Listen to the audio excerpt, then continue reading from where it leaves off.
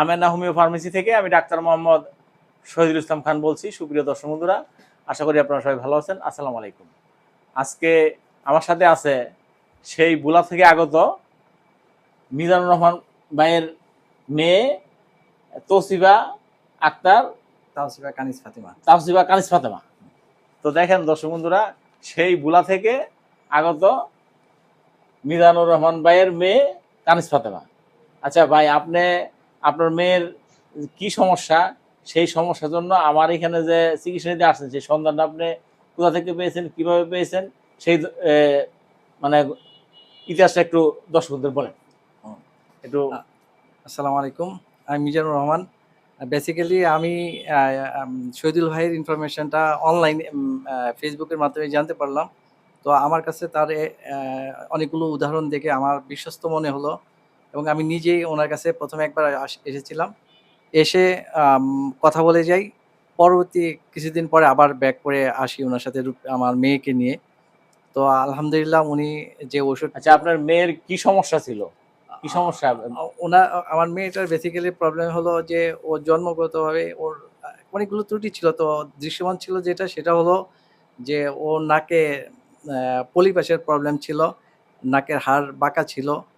তো শহীদুল ভাইকে আমরা আরো একটা সমস্যা ছিল, এডিনয়েডের সমস্যা। এডিনয়েডের একটা প্রবলেম, যেটা পরীক্ষায় অন্য অ্যালোপ্যাথিক ডাক্তাররা বলেছিল যে ওর এডিনয়েডের প্রবলেম আছে।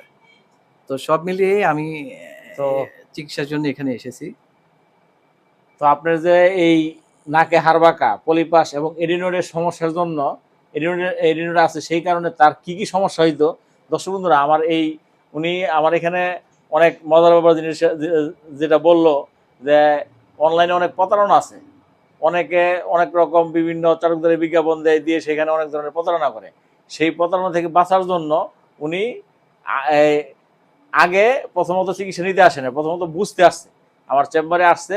উনি সেই এখানে আসলে যে চিকিৎসাটা উনি ইউটিউবে ভিডিও দেখছে, ফেসবুকে ভিডিও দেখছে, ওখানে দেখছে এটা কি আসলে সঠিক কিনা বা চিকিৎসাটা কতটুকু ভালো, এটা যাচাই বাছাই করার জন্য উনি আগে মেয়েকে না নিয়ে এসে উনি নিজে একা আসছে।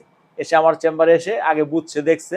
যখন ওনার কাছে চিকিৎসাটা ভালো লাগছে, যে না এখানে এ ধরনের চিকিৎসা হচ্ছে, ভালো হচ্ছে, আমার মেয়েও ভালো হবে, সেই ধারণা যেন ওনার ভিতরে ঢুকছে, আল্লাহ ঢুকাইছে। তখন তো উনি কিছুদিন পর ওনার মেয়েকে নিয়ে আমার এখানে চিকিৎসার জন্য আসছে। ওই মেয়ে আসছে, মেয়ের আরেক বোন আছে যমজ, আবার মেয়ের মা সহ মোটামুটি ওনার ফ্যামিলি পুরাটাই চলে আসছে, এসে চিকিৎসা নিয়ে গেছিল। আজ থেকে 1 মাস পড়বে। তখন যেই সমস্যাগুলি ছিল, ওইটা আবার প্রত্যেকটা রোগী আসলে হোমিওপ্যাথিক চিকিৎসার মূলনীতি অনুসারে আমি কেস টেকিং করে থাকি। সেখানে যে সমস্যাগুলি হয় প্রত্যেকটা সময় আমার ডায়েরিতে এন্ট্রি করি। সেখানে এই যে দেখেন দর্শক বন্ধুরা, এই যে এখানে তাওসিফা কানিজ ফাতেমা নাম লেখা আছে, এবং এখানে 1 নম্বরে তার সমস্যা হচ্ছে নাকের 2 পাশে পলিপাস, এডিনয়েড, হাড়বাঁকা। 2 নম্বরে হচ্ছে বাম দিকে নাকের হাড়বাঁকাটা দেখা গেছে। আমার একটা মেশিন আছে, সেই মেশিন নাকের ভিতরে ঢুকাই দিয়ে ছবি উঠাই, সেই ছবিতে বাম দিকে নাকে হাড়বাঁকা। গলার 2 পাশে টনসিল আছে। ও আরেকটা জিনিস বলা হয় নাই, নাকের 2 পাশে, গলার 2 পাশে টনসিল আছে, অনেক বড় বড় টনসিলের পিছনে এডিনয়েড থাকে, সেই এডিনয়েডটা অনেক বড়। এরপরে হচ্ছে আলজিভটা বড়, এখানে নিজে দেখছিলাম যে আলজিভ বড়।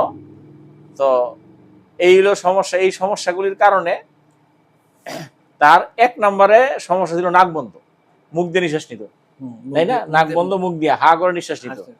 তো আচ্ছা, এই যে নাক বন্ধ, মুখ দিয়ে হা করে নিঃশ্বাস নিত, 1 নম্বর সমস্যা, এটা কি এখন আছে?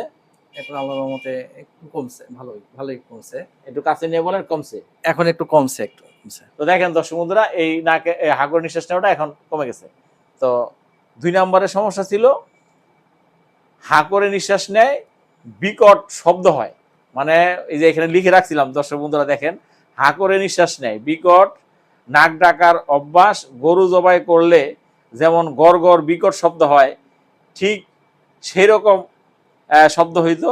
মা বাবা ঘুমাতে পারতো না, মানে মা বাবা ঘুমা দিত না, এরকম শব্দ হইলে ভাই দর্শক বন্ধুরা দেখেন, যদি গরু জবাই করলে যেরকম মানে একটা বিকট শব্দ করে ইয়া হয়, সেরকম শব্দ যদি করতে মা বাবা কিভাবে ঘুমায়? আসলে মা বাবা ঘুমাইতে পারতো না।